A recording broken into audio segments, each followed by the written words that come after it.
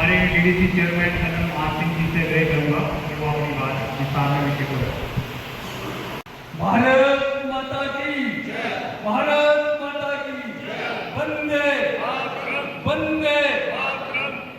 Doctor Shyama Prasad Mukherjee अमर रहे, अमर रहे, doctor Shyama Prasad Mukherjee अमर रहे, अमर रहे। धन्यवाद। आज मुसोली के इस इतिहासक स्थान के विच और ये जम्मू कश्मीर के टूरिज्म डिपार्टमेंट के इस सेंटर के विच इतने आए ने साढ़े विच अज साढ़े मुख्य अतिथि माननीय गोपाल जी महाजन जड़े पूर्व के विच साढ़े पहाड़ी जिले के प्रभारी ने स्टेट के सैकटरी ने और जिला कठुआ के जिला अध्यक्ष भी ने और बहुत जल्दी ऐसी मैंने शुभकामनाएं भी देना और मेहर भी करना कि कोई बड़ी उपाधि करी है इसकी पार्टी का जिसले तो नवा संगठन बन जाओगे। बड़े भरा बहुत ही आदरणीय है प्रेम सागर अजीत जी, तेजिंदर सिंह गोल्डी जी जड़े डीडीसी के सदस्य और मेरे कौंसल के साथी और मेरे खब्बे पासे बैठे थे सारे बड़े सीनियर पार्टी के कार्यकर्ता, स्टेट के कार्यकारिणी के मेंबर और डीडीसी कौंसल के सदस्य नारायण दत्त त्रिपाठी जी, सारी निकी भैन बैठते सुषमा जम्वाल जी, सारे म्यूनसिपलिटी के प्रेजिडेंट सुमेश सपोलिया जी, थोड़ा सारा का बहुत बहुत स्वागत करना, बहुत बहुत आभार करना। अज साथियों जी अस जानते कि अज माननीय डॉक्टर श्यामा प्रसाद मुखर्जी का बलिदान दिवस वो आज के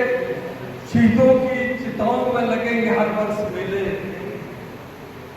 वतन पर मिटने वालों का यही बात इंसान। खुशकिस्मत होते हैं वो लोग जो अपनी मातृभूमि के लिए, जो अपने देश के लिए कुर्बान हो जाते हैं। उन्हीं में एक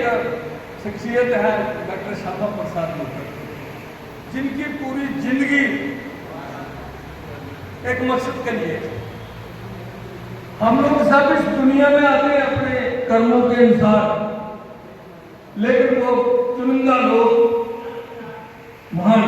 आत्माएं होती हैं जो अपना नाम पीढ़ियों पर पीढ़ियों के लिए छोड़ जाते हैं। श्यामा प्रसाद मुखर्जी की अगर हम जीवनी देखें तो बड़ी संघर्षपूर्ण उनका जीवन रहा और मात्र 52 साल की उम्र में वो इस दुनिया को छोड़ गए, लेकिन अपने पीछे जो निशानियां छोड़ गए हैं, जो उन्होंने यहाँ पर अपनी पहचान छोड़ी, जो अपनी पूरी भारत के लिए जो उन्होंने विचारधारा छोड़ी है, जिसमें आज भारतीय जनता पार्टी के 15 करोड़ कार्यकर्ता जो है आज एक फौज के रूप में उनके जो विचार है उसको आगे बढ़ा रहे हैं। उनको अगर देखें, मात्र उनकी जीवनी अगर हम पढ़ें तो एक अच्छे समृद्ध परिवार में पैदा हुए और मात्र 13 साल की उम्र में उन्होंने मैट्रिक पास की और उम्र के 22 साल होते होते वो बैरिस्टर बन गए और मात्र 33 साल की उम्र में वो कलकत्ता जैसी प्रसिद्ध यूनिवर्सिटी के वाइस चांसलर बने। और जिस तरह से उन्होंने एजुकेशन सिस्टम को पहली बार भारत की कोई यूनिवर्सिटी थी जिसने रीजनल लैंग्वेज में, क्षेत्रीय भाषाओं में जिसने कोर्सेज शुरू किए।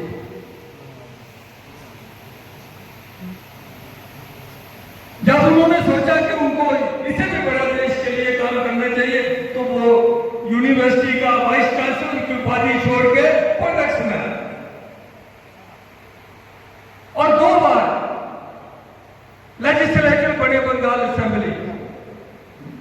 विचारों के आधार पर जब उन्होंने देखा कि जो देश हित में या समाज के हित में काम नहीं हो रहा था, तो उन्होंने तुरंत इस्तीफा दे दिया और हिंदू महासभा जो राष्ट्रीय हिंदू महासभा के प्रेसिडेंट बने। और जब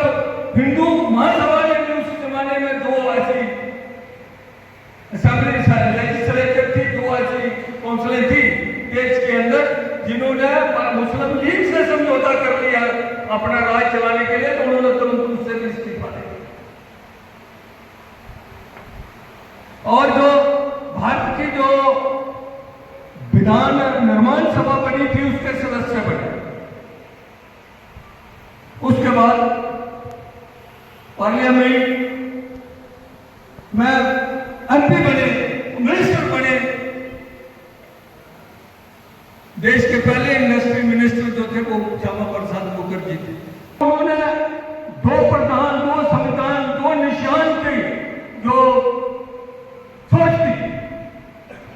उसके खिलाफ विरोध किया। संदिग्ध परिस्थितियों में उनका हत्या कर दी और एक जवान उम्र में जो देश के लिए बहुत कंट्रीब्यूट कर सकते थे वो है इस दुनिया को छोड़ के। अगर हम देखें